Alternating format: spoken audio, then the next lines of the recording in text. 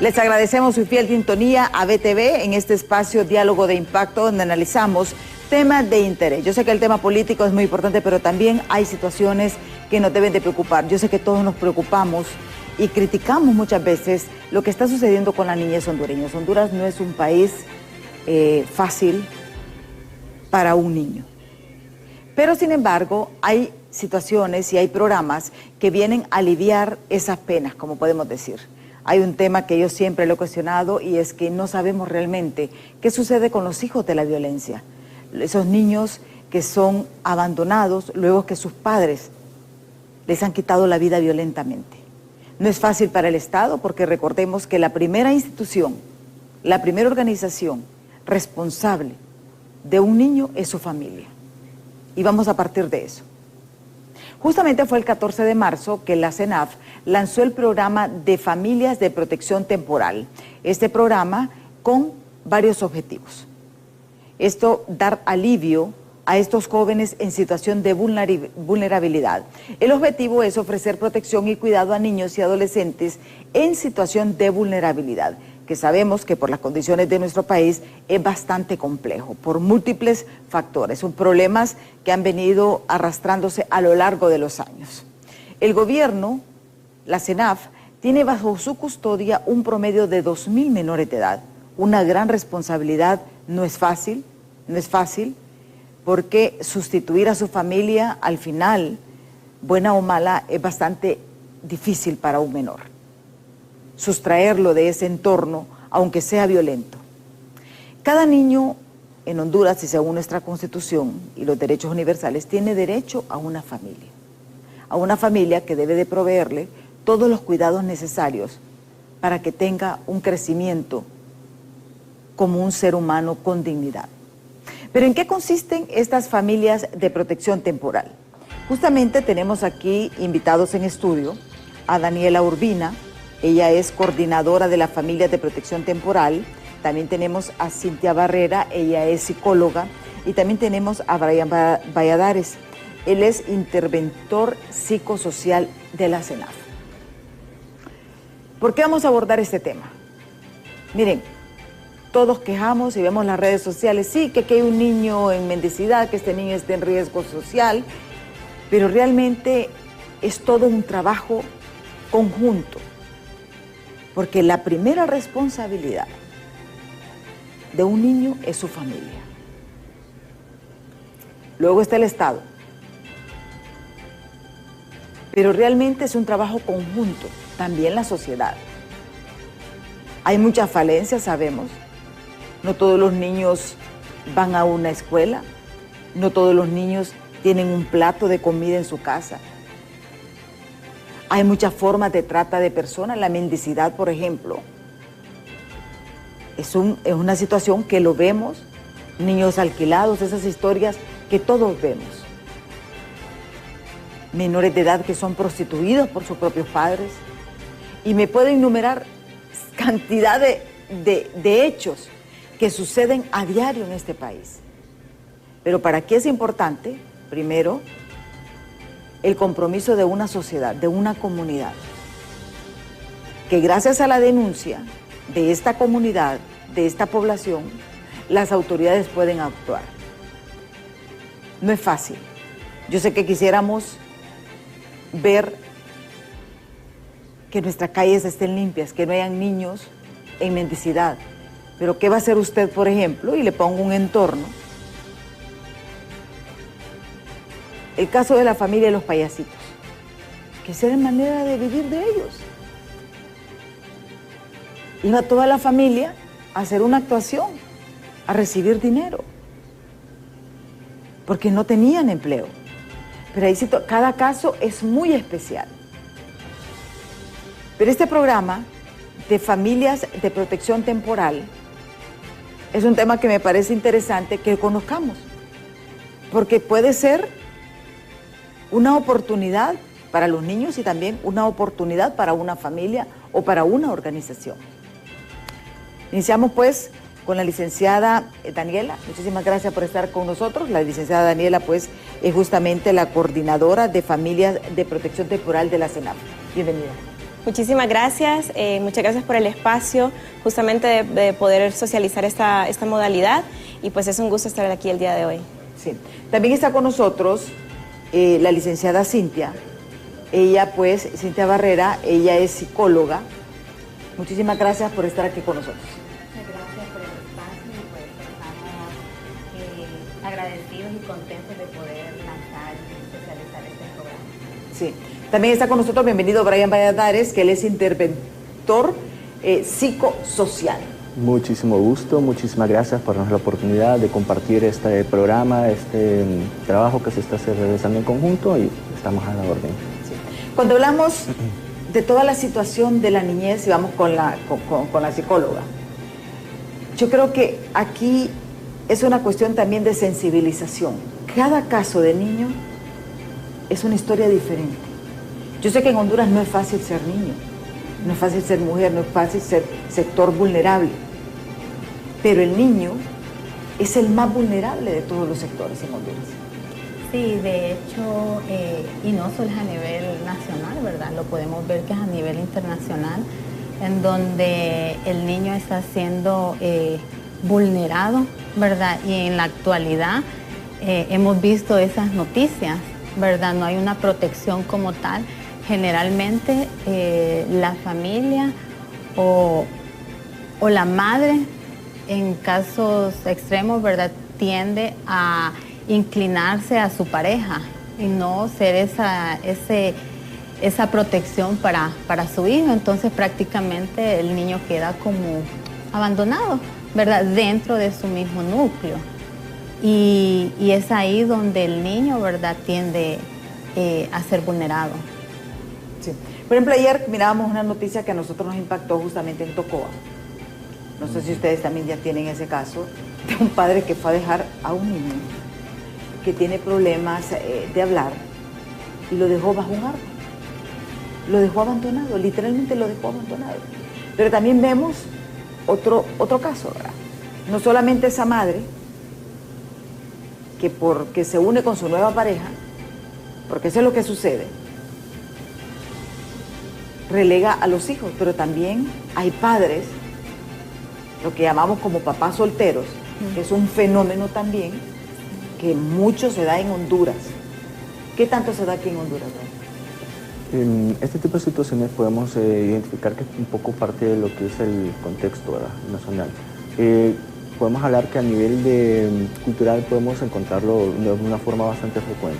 Ahora, para que llegue a lo que viene siendo una situación de vulneración, ¿verdad?, requiere de que fuera de lo que es el contexto familiar, esto vaya pasando ahora las diferentes partes o las diferentes barreras de protección que podemos encontrar a nivel institucional, y a llegar, ¿verdad?, finalmente con la parte de vulneración de derechos.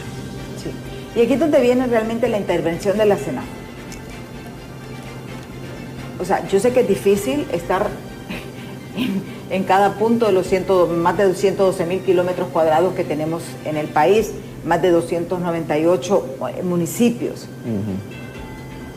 Pero realmente, ¿en qué situación se encuentra? Yo sé que la SENAF pasó de ser el instituto a una secretaría y está en un proceso de transformación. Muchas organizaciones ven como algo positivo, pero sí se cuestiona de que no se le da el apoyo necesario por la dimensión del problema. Yo solamente pongo así. ¿Qué pasa con los hijos asesinados de personas ligadas a maras, pandillas, crimen organizado? Lo que yo llamo los hijos de la violencia, los huérfanos de la violencia, que muchas veces muchos de ellos ni siquiera están inscritos, ni siquiera están registrados, porque vamos a comenzar, como dicen, desde un hecho que debería de ser algo obligatorio.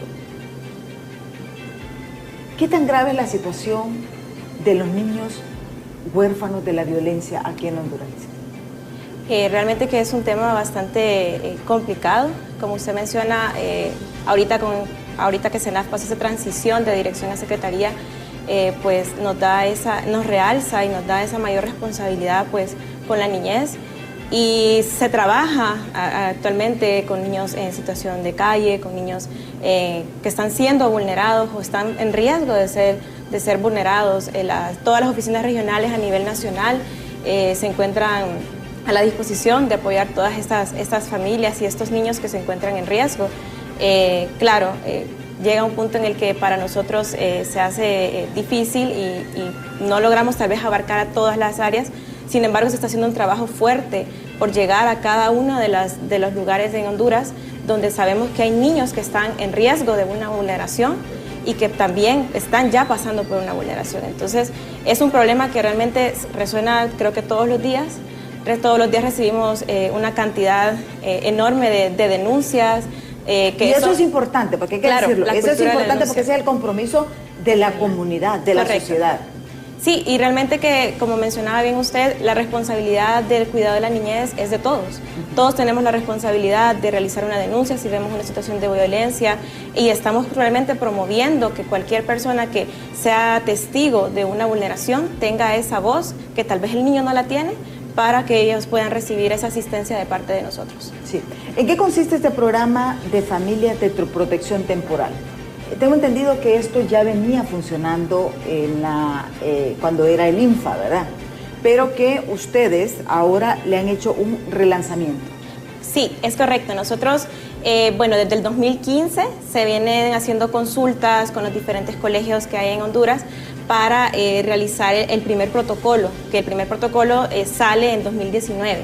Se realizó un pilotaje de 2 años y medio y luego de estos 2 años y medio se dan cuenta de muchos aprendizajes y pues familias de protección temporal es justamente familias de la comunidad que voluntariamente apoyan a CENAF en el cuidado de un niño, niña o adolescente que está sufriendo algún tipo de vulneración.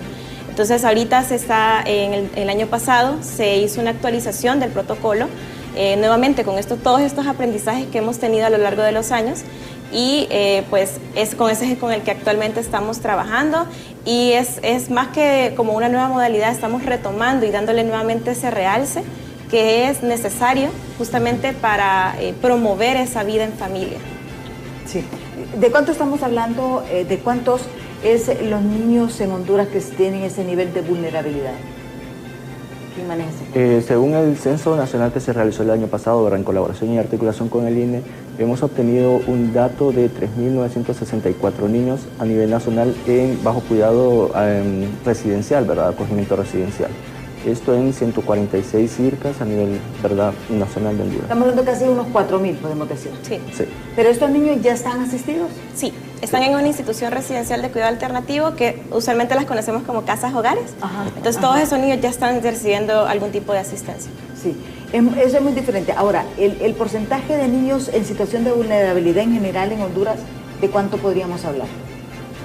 Creo que no manejamos un dato en específico porque, como menciono, todos los días recibimos una cantidad bastante elevada de denuncias y de situaciones que pueden estar en riesgo, no solo que están sufriendo ya una vulneración, pero que también están en riesgo de sufrirla. Entonces, actualmente no manejamos un número en específico, pero sí manejamos en cuanto a los que tenemos ya dentro del sistema de protección. Sí.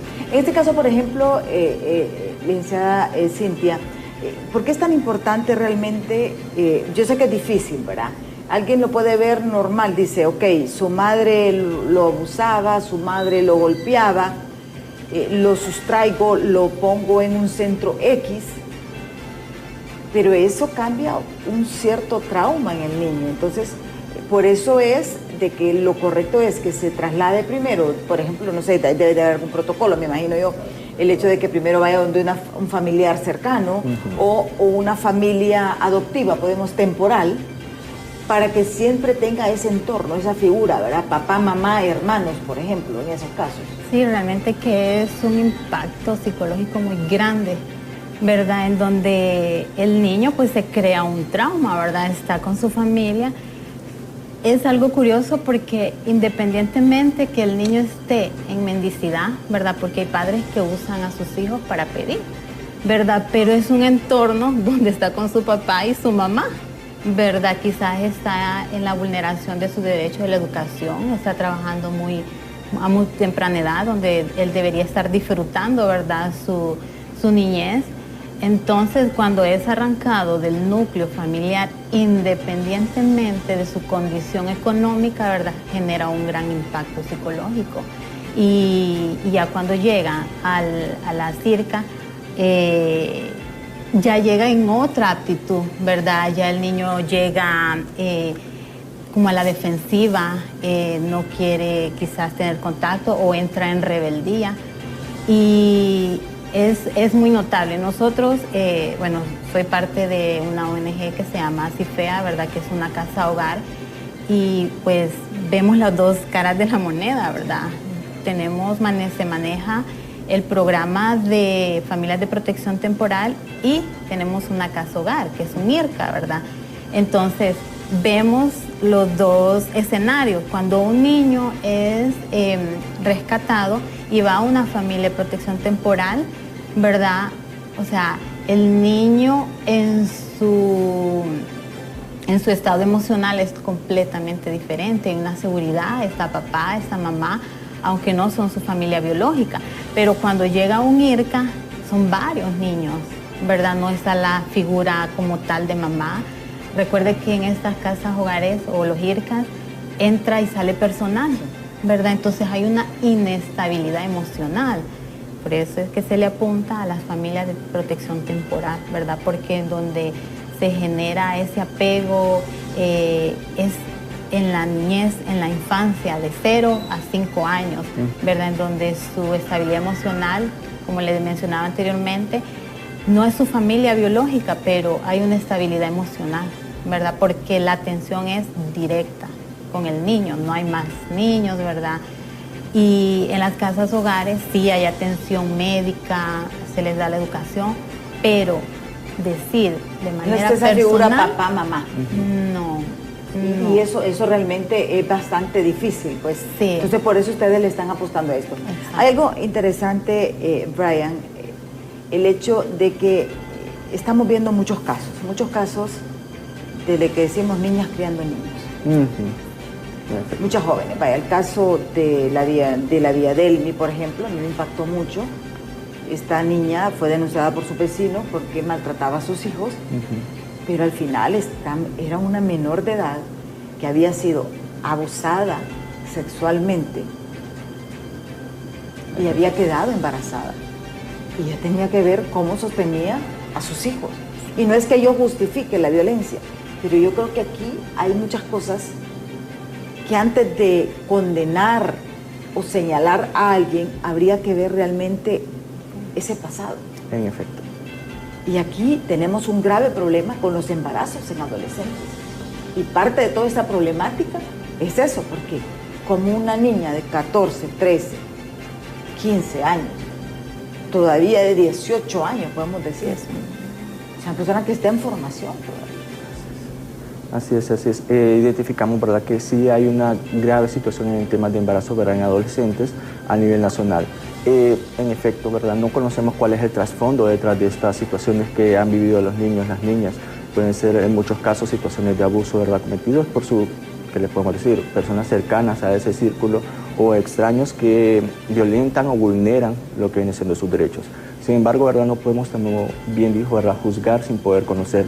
Y para poder llevar a cabo, ¿verdad?, todo el proceso de investigación y todo el proceso del abordaje especializado, ¿verdad?, para las chicas adolescentes que salen embarazadas en este sentido, pues nuestros compañeros de las oficinas regionales toman con mucha seriedad, con mucha dedicación y con mucha delicadez cada uno de estos temas para poder llevar a cabo, ¿verdad?, lo que viene siendo los estudios y todo el abordaje, ¿verdad?, el acercamiento efectivo para los chicos para las chicas, disculpen, en situación de embarazo. También estamos apoyando, motivando, ¿verdad?, las instituciones residenciales de cuidado alternativo, ¿verdad?, las familias de protección temporal que aborden estos casos, que se preparen, que brinden, ¿verdad?, a esta población en específico aquel acompañamiento que requieren en temas, por ejemplo, de crianza positiva, en paternidad, en lo que es salud, nutrición al lactante, y que nos preparemos, ¿verdad?, para poder tener una base, un soporte adecuado que pueda llevar a estas chicas de esta situación de vulneración, de violencia que pudieron haber vivido a raíz de estas situaciones, a poder tener podemos decir, una maternidad y a romper con esa cadena, con ese ciclo, y que, ¿verdad?, sus hijos que son producto de estas situaciones no vayan a caer en situaciones de vulneraciones, no vayan a caer en situaciones de violencia nuevamente, sino que cambiar lo que viene siendo el aspecto de la sociedad hacia el futuro. Sí. Y aquí es donde viene la parte de este programa de familias de protección temporal, para que nos explique realmente cómo funciona, quiénes pueden colaborar, no sé si hay algún tipo de remuneración, no sé cómo lo van a manejar, porque tampoco es que le vamos a dar yo quiero y se lo llevo, ¿verdad? Tampoco funciona así la cosa. ¿Cómo funciona realmente para que las personas podamos entender realmente este proyecto? Bueno, esa es una excelente pregunta y realmente que la modalidad funciona de forma tercerizada. Es decir, que trabajamos de la mano con organizaciones como ACIFEA, que nos acompaña la licenciada Cintia. Trabajamos de la mano y ellos se encargan de la parte de las familias, de captar esas familias, de sensibilizar en sus comunidades, de hacer ese estudio y ver como, ok, tenemos tantas comunidades cerca, creo que podemos llegar a tantas comunidades. Se encargan de esa parte de sensibilización, de captar las familias.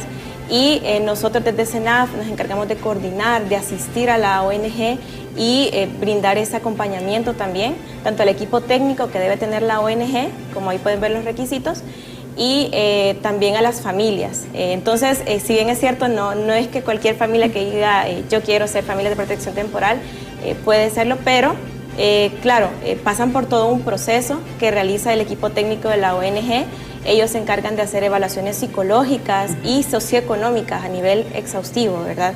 Ya que estamos confiando la vida de un niño a un entorno familiar. Entonces, ellos hacen todas estas evaluaciones. Luego de que ellos hacen estas evaluaciones psicológicas y socioeconómicas, son enviadas a la CENAF y nosotros hacemos el estudio de idoneidad. ¿Qué tan idónea es esta familia para acoger un niño?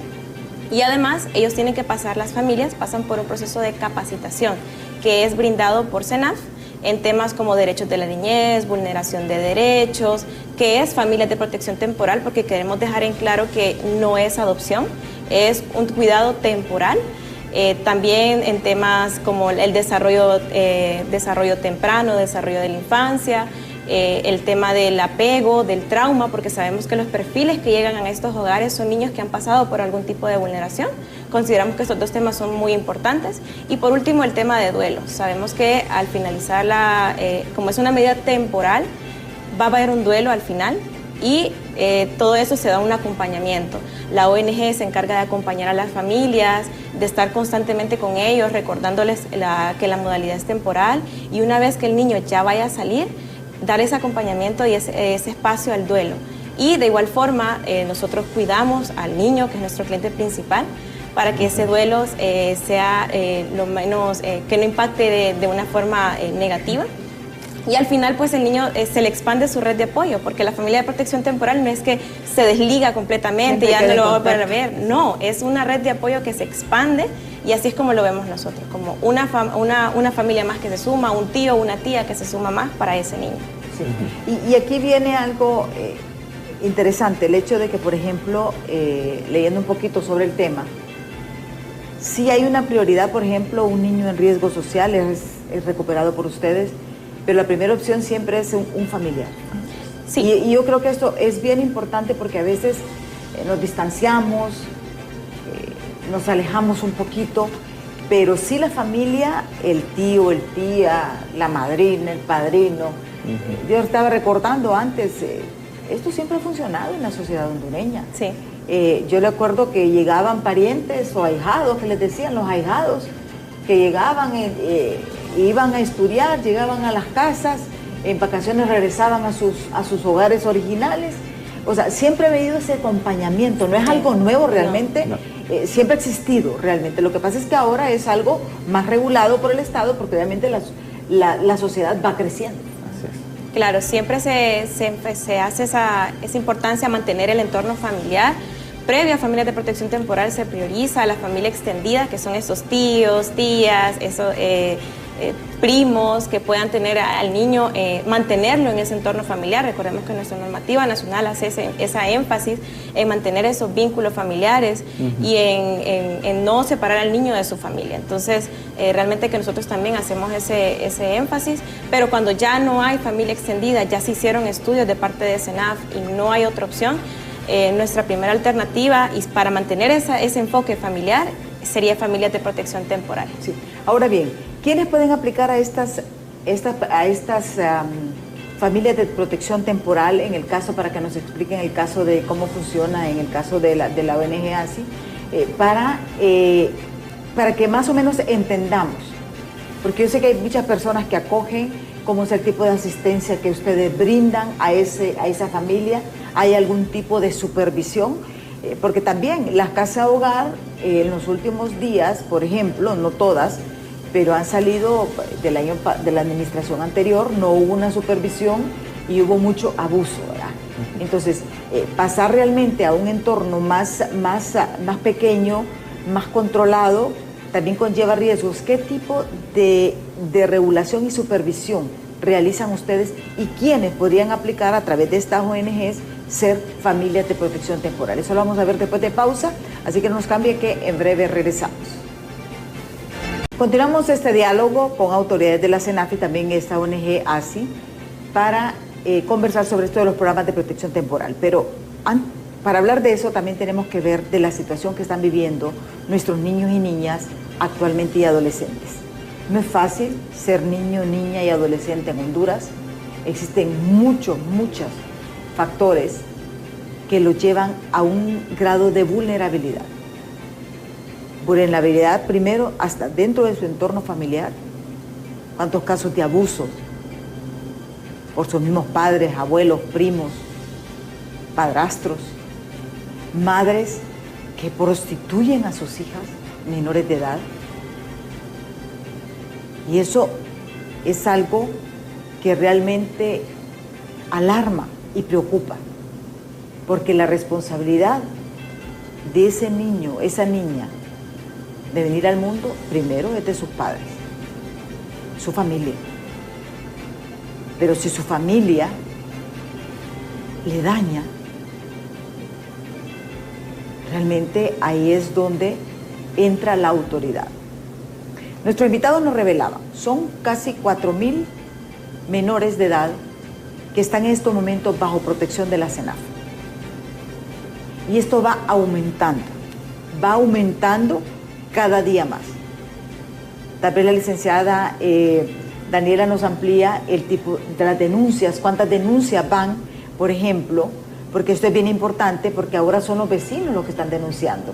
La mayor parte son el vecino, la abuela, las abuelas están generando, miren, las abuelas están generando realmente un papel fundamental, porque en muchos casos son las abuelas las que agarran y van a denunciar al papá, al padrastro o al papá, a la mamá, o al mismo hijo de ellas, al tío.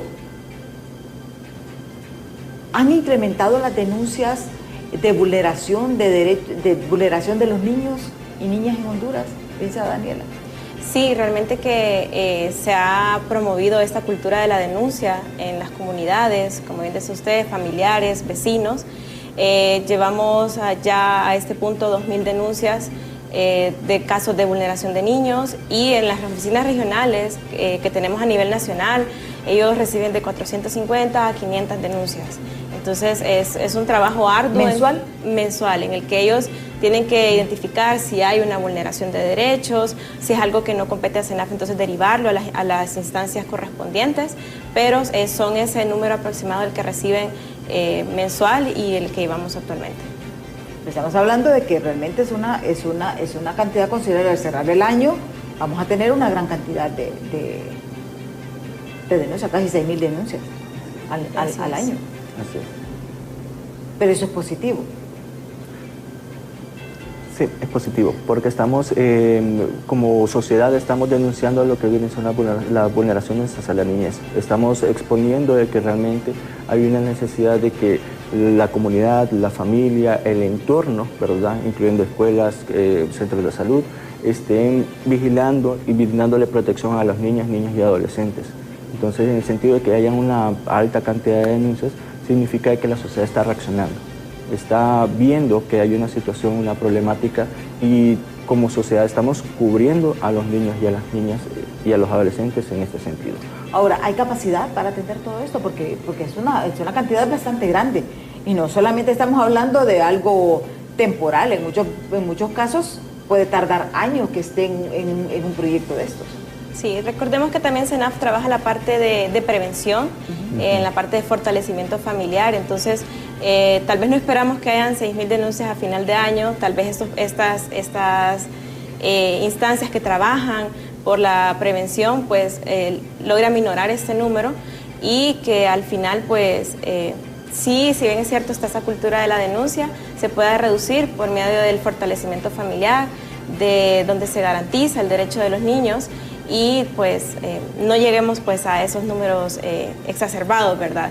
Que si bien es cierto, CENAF logra dar respuesta, claramente llega un punto que se sale de nuestras manos, pero estamos haciendo un esfuerzo casi que sobrehumano para poder lograr dar respuesta a cada uno de los niños y la mejor, no solo dar una respuesta, dar la mejor respuesta de acuerdo a las necesidades que tenga ese niño. Sí. Sobre esto de los hogares temporales, las familias de protección temporal, obviamente son ONGs. Usted, CENAF trabaja con las ONGs y las ONGs trabaja con la familia. ¿Así se maneja? Sí, somos un grupito. Sí, es como un triángulo. Sí, es un triángulo, es un triángulo. Sí. Pero es interesante, ¿cómo por ejemplo se selecciona o cómo alguien puede decir, ok, yo quiero participar en este programa? Obviamente esto lleva costos para una familia, costos económicos, porque como decimos es una boquita o dos boquitas más que entran. No estamos hablando tampoco de personas con grandes recursos, porque hay que decirlo también, ¿verdad? La solidaridad es más en las personas que tienen menos recursos económicos. Sí. En efecto, bueno, los requisitos para formar parte de familias de protección temporal, ¿verdad?, serían tener una edad de entre 23 y 58 años, ser hondureño por nacimiento, ¿verdad?, nacionalidad hondureña, o extranjeros que tengan al menos 2 años de residir dentro del país, no tener antecedentes penales, ¿verdad?, ni judiciales, ningún tipo de procesos de este tipo, también lo tomamos en consideración para poder llevarlo a cabo. ¿Se me escapa alguno más? Bueno, también gozar de buena salud, ¿verdad?, para que pues, tenga esa, pueda cuidar del niño de la mejor manera. Y pueden ser cualquier tipo de familia, monoparental, biparental, no es necesario que estén casados. Con tal tengan esa actitud de servicio y de protección para los niños, pues pueden ser, o poder hacer esa, participar en el proceso para la acreditación. Ya luego en el camino pues son acompañados por la ONG, que como mencioné hacen los estudios, las evaluaciones sociales y psicológicas. ¿Ustedes mantienen, cómo manejan ustedes esta relación? En el caso de ustedes, ¿cuántos hogares de protección temporal tienen actualmente? Ahorita teníamos 3, ya una niña salió del programa y entró en adopción, ¿verdad? Y tenemos 2 y estamos en proceso de evaluación con 3 familias, ¿verdad? Como comienza el proceso, en esta ocasión, pues CENAF que nos remitió, ¿verdad?, las familias a través de esta pronunciación, ¿verdad?, por medios de comunicación. O sea que la gente está llamando y decide, ok, yo quiero ser. Exacto. Sí. Y eso yo creo que es un entorno seguro también, ¿verdad? Porque ahí solamente es una cuestión de verificar porque hay buena actitud. Exacto. Entonces lo que hacemos es, nos transfieren el contacto, entonces la coordinadora del programa de nuestra organización de ACIFEA se pone en contacto con la familia, entonces tenemos el primer encuentro, ¿verdad? En donde ese primer encuentro nosotros le explicamos de qué trata el programa, ¿verdad? Se le explica que es un programa temporal, ¿verdad? Porque muchas familias buscan la adopción, entonces creen que a través del programa de FPT pueden optar a la adopción y no es así, ¿verdad? Es muy aparte, FPT es temporal, ¿verdad? Y pero las personas preguntan, ¿cuánto es la temporalidad? 6 meses, 1 año, 2 años, 3 años, o sea, nosotros no podemos dar un tiempo exacto, ¿verdad? Pero lo que sí se sabe es que es temporal. Hacemos ver a la familia esta condición, ¿verdad? Una vez ellos enterados de que es temporalmente y están seguros, se les pide que hablen con sus familias extendidas, ¿verdad? Porque recordemos que siempre se ven involucrados. Y si son familias que están involucradas con la iglesia, ¿verdad?, son líderes o etcétera, entonces que puedan manejar esa información. Una vez que la familia dice sí, queremos, entonces ahí comienza el proceso, ¿verdad? Se firman actas de consentimiento, ¿verdad? En donde la familia pues está dispuesta a someterse a los procesos tanto psicológicos, ¿verdad? Con evaluaciones psicológicas como el estudio socioeconómico, ¿verdad? Y en este estudio socioeconómico realmente es un poquito bien invasivo, ¿verdad? Porque conocemos cuánto gana, cuánto gasta durante el mes, durante el año, ¿verdad? O sea, es algo bien extenso, ¿verdad? Entonces se les hace firmar esta nota una vez que ya se les da a conocer esto.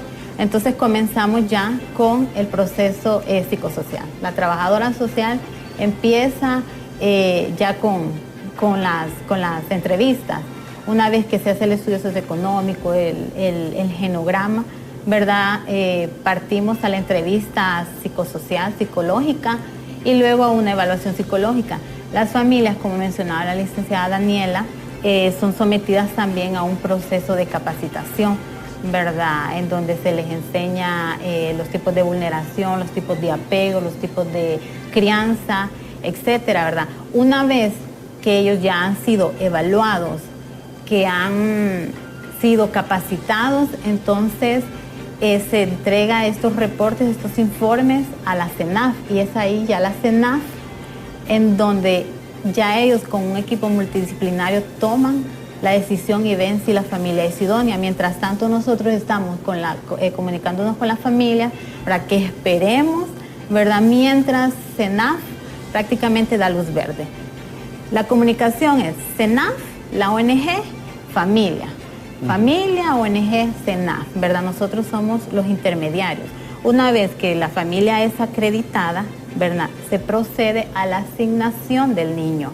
CENAF nos llama que hay un niño. Generalmente en la entrevista hay preguntas en donde se le pregunta, ¿quiere una niña o quiere un niño? ¿De qué edad quiere el niño? ¿Verdad? Entonces, cuando es acreditada esa familia, ellos nos llaman, tenemos un niño. Se le llama a las familias, fíjese que hay un niño así, así, así, ¿verdad? Perdón, entonces ya de la familia depende de decir sí o no. Tiene la libertad también la familia en quizás decir, ahorita voy a detener el proceso porque quizás me surgió una emergencia, ¿verdad? Entonces yo avisaré en qué momento volveré, ¿verdad? O estaré ya dispuesta para eso. Entonces está en la libertad de las familias decidir. Una vez asignado el niño, nosotros, la ONG, empezamos el monitoreo, ¿verdad? Los primeros 3, 6 meses, los monitoreos son semanales, llamadas y visitas, ¿verdad? Tenemos un formato en donde nosotros preguntamos, ¿verdad?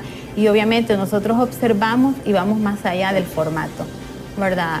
Una vez asignado el niño, 24 horas después, nosotros al día siguiente llegamos donde la familia, cómo se sintió, ¿verdad? ¿Cómo es su experiencia? ¿Tiene alguna duda, pregunta, verdad? Luego son semanales, las llamadas y la visita. Después de 6 meses, ya se hace una visita y una llamada mensual, ¿verdad? Las familias tienen la libertad de podernos llamar y decir, pasa esto, esto y esto. Entonces nosotros hay una comunicación constante. Exacto, estamos constantemente. Eso realmente es lo que más preocupa, ¿verdad? O sea, es realmente este entorno seguro, es esta familia segura para este niño que viene con este daño, o tal vez el daño psicológico del niño es aún mayor de lo que se pensaba, porque aquí es de doble vía, podemos decir. Tenemos varios mensajes, vamos a dar lectura a ver qué opinan nuestros televidentes. Dice, está bien el proyecto, pero deben asegurar que las personas a las que les entreguen los niños son responsables, aunque sea temporal, que era lo que les decía yo, ¿verdad? Porque hemos visto ya muchos antecedentes, que es lo que preocupamos con la siguiente. Dice ONG Familias de Protección Temporal, va a haber supervisión continua, sucede que solo al inicio se hace y el gobierno lo olvida, dice este otro mensaje. ONG puede ayudar con este proyecto, dice también el gobierno apoyaría con un presupuesto, la mayoría de ONG son de ayudas del extranjero, nos dice este otro mensaje. ¿Qué medidas de control tienen sobre esas familias? ¿Algún tipo de supervisión, evaluación psicológica de la familia? Y al final, pues, no sé si hay más mensajes. Entonces, vemos que al final, pues, la gente está preocupada por este entorno y es por los malos antecedentes de muchas casas hogares. Porque el mayor problema, yo creo que las incidencias en las familias de protección temporal casi son mínimas, podemos decir, ¿verdad? No es que no hay, pero sí son mínimas en relación a una casa hogar. Sí, recordemos que la demanda, ¿verdad?, es bastante grande. Entonces, no es tan personalizado, ¿verdad?, la atención al niño. Nosotros como ONG tenemos más de 20 años de estar en este sector, ¿verdad?, como casa hogar, y gracias a Dios pues se le ha brindado la atención necesaria a las niñas. Y como le decía al inicio, hay dos escenarios, ¿verdad?, que es completamente diferente, ¿verdad? Hay una estabilidad más fuerte cuando están en familia, ¿verdad? Y cuando ya están en las casas hogares, ¿verdad?, vienen niñas, influyen sobre otras, vienen niñas con otros tipos de conductas. Entonces esto quizás va distorsionando muchas veces la manera de pensar del niño, que ya está quizás en la casa hogar formado en cierta manera, ¿verdad? Entonces realmente que también para las ONG no es nada fácil. Es una gran responsabilidad también. Exacto, es una gran carga. Son niñas, en nuestro caso son niñas, ¿verdad? Y han venido y tomamos niñas de 3 años hasta 9 años. ¿Por qué? Porque si tomamos niñas ya de 15 años, 16, van a venir... Ya son adolescentes rebeldes, y es normal, la naturaleza normal del ser humano. Exacto, ajá, es natural, aparte de que viene con un trauma, ¿verdad? Pero realmente las ONG tienen una gran responsabilidad, tanto como económica como social, ¿verdad?, en todos los sentidos.